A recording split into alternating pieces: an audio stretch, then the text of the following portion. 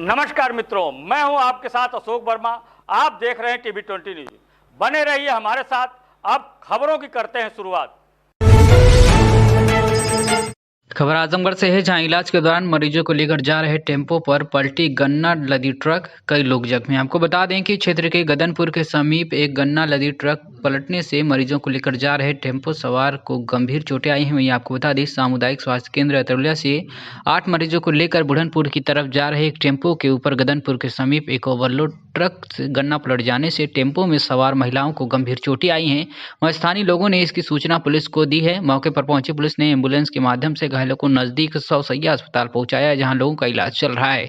वहीं टेम्पो में सवार मंजू पुत्र पत्नी अरविंद कुमार 32 वर्ष, सुभावती पत्नी जगदीश निवासी नाराखोरा, साहिल पुत्र जगदीश निवासी नरखोरा, प्रवीण पुत्र राजाराम निवासी चकिया समेत अन्य लोगों को चोटें आई हैं, जिन्हें स्थानीय अस्पताल में भर्ती कराया गया। वहीं ओवरलोड लदी गन्ना ट्रक की वजह से भयानक दुर्घटना होने से बाल बाल लोग बचे हैं। जहां टेम्पो के ऊपर ही गन्ना का ट्रक पलट गया है, तो वहीं संयोग अच्छा था कि स्थानीय लोगों के प्रयास से टेम्पो में सवार लोगों की जान बच सकी है। और इस मामले में क्या कुछ कहा टेम्पो पर सवार घायल और डॉक्टर अली हसन ने, आप सुनिए। साहिल कहाँ के निवासी है? नरपुरा। कैसे घटना घटी इसके बारे में बताओ। सर, हम वहाँ समुदाय का तरौलिया जो है वहाँ से छोटा टाँका कटवा के जा रहे थे, तो गदनपुर कौन सा तिराहा जो बाईपास है, तो वहाँ पे एक गन्ना लदा हुआ ट्रेलर था, तो वही ऑटो के ऊपर जो है पलट गया, लेकिन हम लोग बाल बाल बच गए। ऑटो में कितने लोग सवार थे? 8 लोग सर। 8 लोग। जी। सभी लोग बच गए, कोई दिक्कत नहीं? नहीं, कोई छोटा मोटा चोट लगी। जी जी जी। तो ट्रक चालक कहाँ, ट्रेलर वाला था वहाँ पे कि भाग गया? तुरंत भाग गया था सर। ट्रेलर भाग गया। जी जी। मौके पे पुलिस पहुंची? जी जी। आप लोग अस्पताल कौन लाया? जी, एम्बुलेंस आई थी। तो आज कुछ एक्सीडेंटल केस आए थे, कितने लोग आए थे और क्या कंडीशन? 5 लोग आए हैं, 3 महिलाएं हैं, 2 पुरुष हैं। और रोड ट्रैफिक एक्सीडेंट हुआ था गदनपुर के पास, कोई ट्रक इनकी ऑटो पे पलट गया था।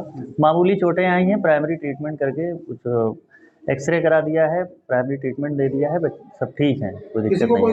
कोई गंभीर चोट नहीं आई है, सब इलाज होकर के घर चले जाएंगे।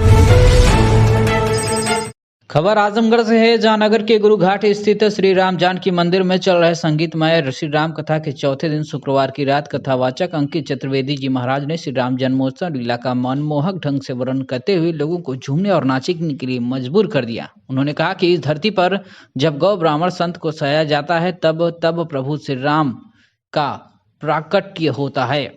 कथा को आगे बढ़ाते हुए उन्होंने कहा कि इस धरती पर मुक्ति के साधन कहीं भी प्राप्त हो, चाहे काशी हो, चाहे हरिद्वार हो, मथुरा हो, संबंध में श्री राम का ही है।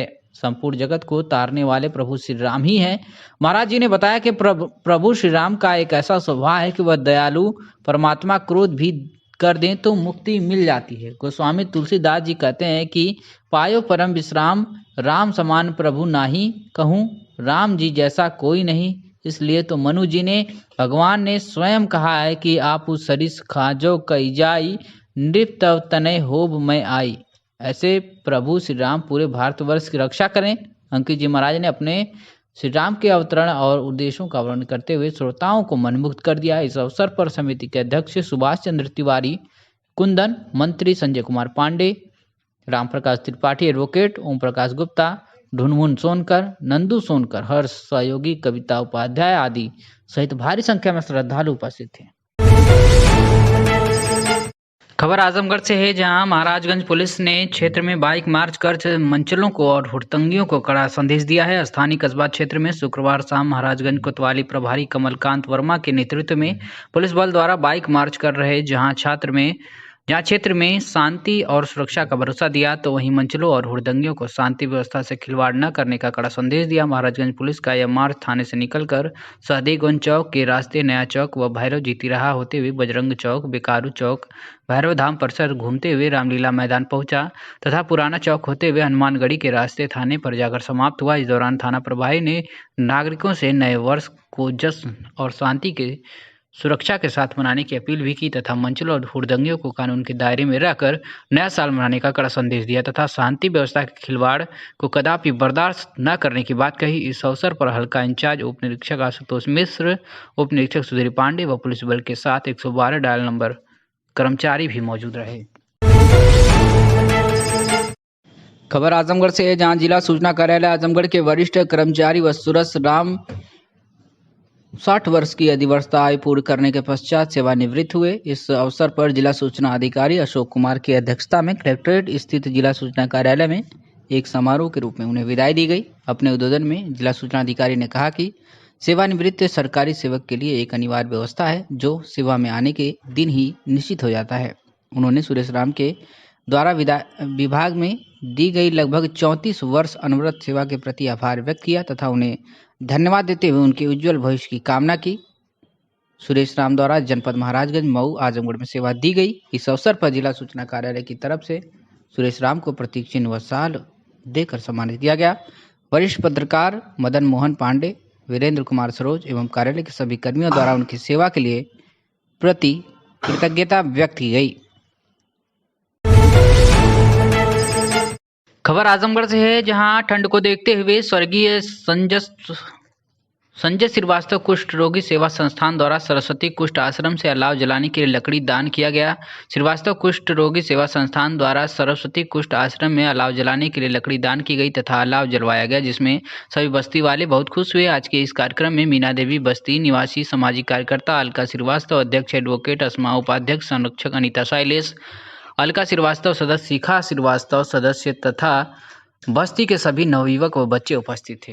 सेवा संस्थान तथा संजय श्रीवास्तव कुष्ठ रोगी सेवा संस्थान के द्वारा आज यहाँ सरस्वती कुष्ठ आश्रम में अलाव जलवाया गया है, क्योंकि ठंड काफ़ी बढ़ गई है और सभी लोग ठंड से जो है परेशान हैं, तो इसलिए ये अलाव जलवाया गया है ताकि इन्हें ठंड से राहत महसूस हो। और यहाँ पर मीना जी हैं और जो यहाँ पे सेवा का कार्य काफ़ी सक्रिय रूप से करती हैं और इनके प्रधान भी हैं और कुष्ठ रोगी बस्ती के तमाम लोग मौजूद हैं। सभी को अलाव जलने से काफ़ी हर्ष महसूस हुआ है। मैम घर घर हीटर का बंदोबस्त नहीं हो सकता? अरे वाह, बिजली का चाहते खबर गाजियाबाद से है, जहां तहसील बार एसोसिएशन की कार्यकारिणी हुई गठित, निर्वाचित पदाधिकारियों का हुआ स्वागत। वहीं आपको बता दें, जनपद गाजियाबाद की तहसील बार एसोसिएशन गठित हुई है। इसमें अशोक कुमार वर्मा अध्यक्ष के रूप में चुने गए हैं। वहीं सचिव के तौर पर विकास तागे को कोषाध्यक्ष के रूप में, शोभित को कार्यकारिणी सदस्य के रूप में, राजू शर्मा को चुना गया। वहीं चुनाव जीतने के बाद सभी पदाधिकारियों का ढोल नगाड़ों के साथ माला व मिठाई खिलाकर तहसील कंपाउंड में सभी अधिवक्ताओं ने स्वागत किया। इस दौरान चुनाव जीतने के बाद संवाददाता निषाद शर्मा ने नवनिर्वाचित पदाधिकारियों से बातचीत की है। क्या कुछ बात किया है, आप सुनिए।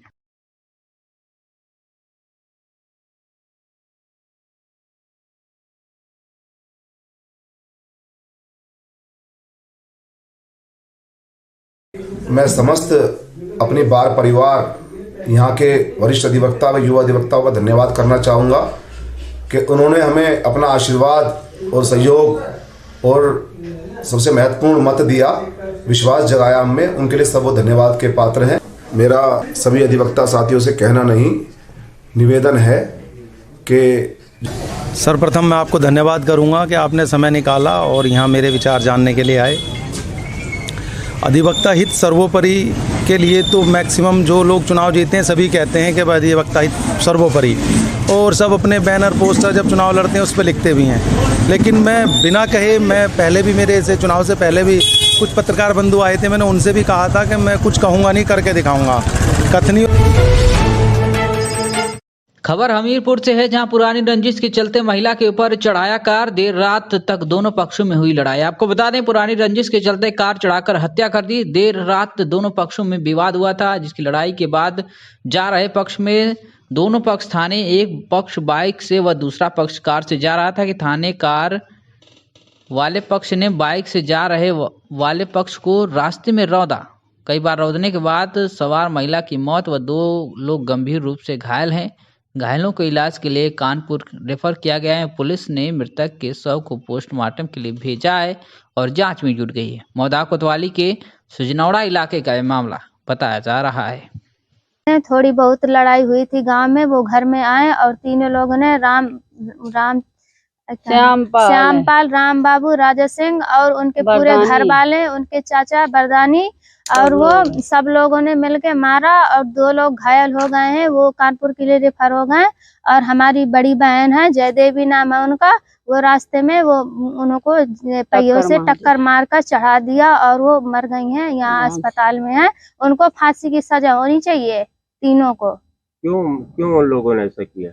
क्योंकि उन्होंने पिछले 10 साल पहले हम इतने छोटे छोटे थे, हमारे मम्मी, हमारे पापा, हमारे मामा जी थे, हमारी नानी थे शांतरा, इन चारों को कुल्हाड़ी से काट के उन्होंने मार के द्वारे में फैला दिया था। उन्होंने थाने में आकर 50,000 रुपए फेंके और वो केस दब गया है, आज तक नहीं निकला है। उसी का बदला आज वो ले रहे हैं। पर इस बार विश्वकर्मा लोग थे, उनसे झगड़ा हुआ है और वो हमारे बगल में प्रजापति हैं, उनसे भी हुआ है। वो दोनों अस्पताल के रेफर हो गए हैं और वही लोग हैं तीनों जिन्होंने पहले 10 साल पहले उन्होंने हमारे साथ ये किया था। तो आप लोग घर में थे तो गाड़ी कैसे चढ़ा दी उन्होंने? तो घर में थे हम लोग, वो लोग पहले आ गए ना मारने।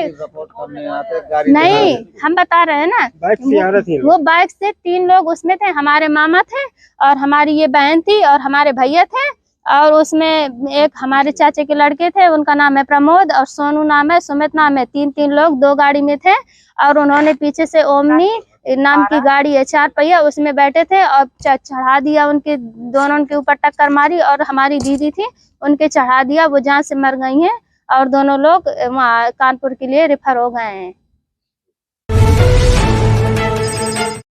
खबर महाराजगंज से है, जहां भारत में नेपाल से घुसपैठ कर रहे चीनी नागरिकों के पास भारतीय वीजा की अवधि समाप्त थी। एसएसबी सहित कई खुफिया एजेंसियों ने पूछताछ में जुटी। सोनौली थाना क्षेत्र के इलाके में फूड पेट्रोलिंग के दौरान संदिग्ध को रोक एसएसबी के जवानों ने पूछताछ की। सरहद पर घूम रहे 2 चीनी नागरिक गिरफ्तार कर लिए गए हैं। एसएसबी के जवानों ने किए हुए गिरफ्तार नागरिकों से पूछताछ की है। भारत नेपाल की सरहद पर देर रात 2 संदिग्धों को सरहद पर भारतीय सीमा में आता देख पेट्रोलिंग कर रहे एसएसबी के जवानों ने पूछताछ कर पकड़ लिया है। संदिग्धों के पास से रिपब्लिक ऑफ चाइना का पासपोर्ट मिला है, जिनके भारतीय वीजा की अवधि समाप्त हो चुकी है। सूचना पर बॉर्डर की खुफिया एजेंसी भी सक्रिय हो गई और पूछताछ में जुट गई है। दोनों का नाम पासपोर्ट में इंगजुंग संग हुई है लिखा हुआ है। दोनों ने कई बार भारत की यात्रा की है, जिनसे एसएसबी व खुफिया एजेंसियां पूछताछ कर रही हैं। भारत में घुसपैठ को लेकर एसएसबी ने गिरफ्तार किया था, जिसका जवाब चीनी नागरिक नहीं दे रहे थे।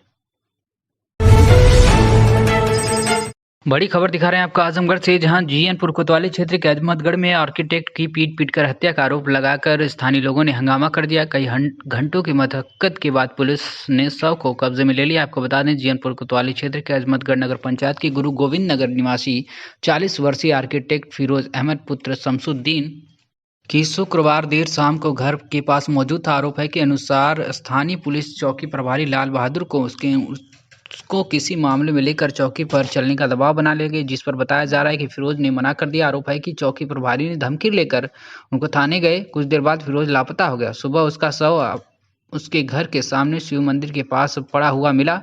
शरीर पर चोट के निशान थे, जिस पर आरोप है कि पुलिस की पिटाई से उसकी मौत हो गई। इसके बाद वहां पर भारी हुजूम उमड़ पड़ा। शव को लेकर लोग वहीं बैठ गए। पुलिस की सूचना के बाद पुलिस पहुंची तो शव को कब्जे में लेने नहीं दिया गया। हंगामा बढ़ता देख सीओ सगड़ी सौम्या सिंह व एसपी सिटी शैलेंद्र लाल भी मौके पर पहुंचे। परिजनों ने चौकी प्रभारी के खिलाफ तहरीर दी। एसपी सिटी को समझाने का काफी प्रयास करने के बाद लोग प्रभारी को तत्काल सस्पेंड करने की मांग करने लगे। एसपी सिटी ने चौकी प्रभारी को सस्पेंड करने का भरोसा भी दिया। सही जांच की बात भी कही। उन्होंने बताया कि महिला ने चौकी प्रभारी को फिरोज के खिलाफ 376 की तहरीर दी थी। इसकी भी जांच की कार्रवाई की जाएगी। और क्या कुछ कहा पुलिस अधिकारी ने, आप सुनिए। अच्छा, क्या नाम है आपका? मेरा नाम आमिर हसन है। अच्छा, जो मरे हैं ये आपके क्या लगे? वो मेरे छोटा भाई भतीजा लड़के हैं। अच्छा, क्या मामला है? क्या पुलिस पे क्या आरोप है आपका? आरोप यही है कि पुलिस वाले का ये टोटल यही पुलिस वाले का काम और किसी का काम नहीं है, वही पूरा वही करवाया ही है। अच्छा, पैसा भी लेन देन का मामला? हाँ, पैसे के लिए शाम को पैसे के लिए डिमांड कर रहा था। वहाँ पे हम लोग थे कि पैसा दे दो तो रफा दफा कर देंगे। तो पैसे के चक्कर में कई चक्कर आया रात में। कौन है? अजमतगढ़ चौकी इंचार्ज? हाँ, यहाँ पे जो अजमतगढ़ था वो काला नाग यहाँ पे आया। हम लोग खड़े थे तो पैसे के लिए दे के गया, धमकी दे के गया। समझ में आ जाएगा कल, तुम लोग को समझ में आ जाएगा। ठीक है सर, ये जीएनपुर थाना क्षेत्र में एक लाश मिली, सर कहाँ की लाश थी? ये कल निशा कनौजिया द्वारा जो लाटघाट के रहने वाले 376 की तहरीर फिरोज़ नाम के व्यक्ति जिनकी उम्र 47 साल है इनके विरुद्ध दी गई थी। इसके उपरांत आज डेड बॉडी मिली है यहाँ मंदिर के निकट यहाँ मिली है अजमतगढ़ में। सब स्पष्ट कारण जानने के लिए कि मृत्यु का क्या कारण है बॉडी को पोस्टमार्टम के लिए भेजा जा रहा है और जो भी तहरीर प्राप्त होगी मुकदमा पंजीकृत पुलिस के द्वारा वैधानिक कार्रवाई की जाएगी। सर फिलहाल ये चौकी इंचार्ज पे आरोप लग रहे हैं सर, उन पे क्या कार्रवाई की गई? जो कुछ लोगों ने आरोप लगाए हैं कि उन्होंने अभद्रता करी है, इस सिलसिले में उनको निलंबित कर दिया गया है और जो भी पोस्टमार्टम रिपोर्ट आएगी और तहरीर आएगी बिल्कुल निष्पक्ष विवेचना कर वैधानिक कार्रवाई की जाएगी। सर मौके पे सर शांति व्यवस्था कायम है? हाँ, मौके पे सारा फोर्स कायम है, मौजूद यहाँ पे और शांति व्यवस्था कायम है। अभी भी रहेगी, कुछ टुकड़ियाँ रहेंगी? जी हाँ, यहाँ पे एहतियातन फोर्स यहाँ छोड़ा जाएगा। Thank you sir. खबर आजमगढ़ से है, जहां नारी शक्ति संस्थान का वार्षिकोत्सव शनिवार को शहर के ब्रह्म स्थान स्थित टॉपसी टिप्सी के सभागार में संपन्न हुआ। कार्यक्रम का शुभारंभ संरक्षक मंडल द्वारा मां दुर्गा के चित्र पर पुष्पांजलि अर्पित कर दीप प्रज्वलित कर किया गया। अध्यक्षता संरक्षक दीप शिखा पांडे एवं संचालन अंशु अस्थाना ने किया। संरक्षक मंडल का स्वागत संस्था सचिव डॉक्टर पूनम तिवारी के द्वारा माला पहनाकर किया गया। इसके बाद नवनियुक्त पदाधिकारियों की घोषणा संरक्षक रानी अनामिका सिंह द्वारा किया गया, जिसमें अध्यक्ष विदुषी अस्थाना, कार्यकारिणी अध्यक्ष डॉक्टर नेहा दुबे, उपाध्यक्ष अंशु अस्थाना, पूनम यशपाल सिंह, निमिषा अग्रवाल के साथ साथ सह कोषाध्यक्ष आभा अग्रवाल, मीडिया प्रभारी डॉक्टर प्रीति गुप्ता, कार्यालय प्रभारी निशु कश्यप को बनाया गया एवं पद की गोपनीयता की शपथ संरक्षक अर्चना वत्सल द्वारा दिलाई गई। सभी पदाधिकारियों को संरक्षक मंडल द्वारा माला पहनाकर स्वागत किया गया। आए हुए अतिथियों का स्वागत अध्यक्ष विदुषी अस्थाना एवं कार्यकारी अध्यक्ष डॉक्टर नेहा दुबे ने माला पहनाकर किया। संरक्षक अनीता आलोक श्रीवास्तव एवं अनीता अग्रवाल द्वारा नए सदस्यों की घोषणा एवं माला पहनाकर स्वागत किया गया। वहीं पदाधिकारियों द्वारा समस्त सदस्यों को संस्था का कैलेंडर भेंट किया गया। अंत में संरक्षक सुधा तिवारी द्वारा कार्यक्रम में आए हुए समस्त पदाधिकारियों एवं सदस्यों के प्रति। खबर आजमगढ़ से है, जहां पूर्वांचल जन मोर्चा एवं अखिल भारतीय ठठेरा कसेरा ताम्रकार महासभा व अखिल भारतीय विश्वकर्मा महासभा के संयुक्त तत्वावधान में स्वर्गीय ज्ञानी सिंह शाह पूर्व राष्ट्रपति भारत के गणराज्य के 28वां निर्माण महोत्सव एवं सम्मान समारोह का आयोजन किया गया। वहीं जन मोर्चा कार्यालय, कलेक्ट्रेट कचहरी, नगरपालिका रोड आजमगढ़ पर संपन्न भी हुआ। कार्यक्रम में अध्यक्षा महासभा के प्रदेश अध्यक्ष रमाकांत, शिल्पकार एवं संचालन मोहन, जिला अध्यक्ष चंदन कुमार प्रधान ने किया। कार्यक्रम का शुभारंभ महामहिम के चित्र पर माल्यार्पण व दीप प्रज्वलन कर शुभारंभ किया गया। कार्यक्रम में मुख्य अतिथि महासभा एवं मोर्चा के राष्ट्रीय अध्यक्ष श्री मोहन शिल्पकार ने अपने संबोधन में बताया कि ज्ञानी जैल सिंह शाह भारत के 7वें राष्ट्रपति थे, सिख धर्म के विद्वान थे। संबोधन में बताया कि ज्ञानी के साथ साथ पंजाब के मुख्यमंत्री रह चुके हैं। जैल सिंह अपनी इच्छा शक्ति, सत्य निष्ठा के राजनीतिक कठिन रास्तों को पार करते हुए देश के विभिन्न पदों पर गौरवमयी होते हुए भारत गणराज्य के राष्ट्रपति के पद पर आसीन हुए। इनका जन्म 5 मई 1916 को कोटकपुरा में 4 किलोमीटर दूर संदोदान गांव में हुआ था। उनके पिता का नाम किशन सिंह था। जब वो 11 माह के थे तो उनकी माता कौर निधन हो गया। देश प्रेम उनकी रगों में कूट-कूट भरा हुआ था। देश की स्वतंत्रता में उन्हें मात्र 15 वर्ष की आयु में ब्रिटिश सरकार के खिलाफ काम कर रहे थे। अकाली दल के सदस्य ले ली 1938 में प्रज्ञा मंडल नामक एक राजनीतिक पार्टी का गठन किया, जो भारतीय कांग्रेस के साथ मिलकर ब्रिटिश विरोधी आंदोलन किया करती थी। इसकी वजह से वो कई बार जेल गए और उन्हें 5 वर्ष की सजा भी सुनाई गई थी।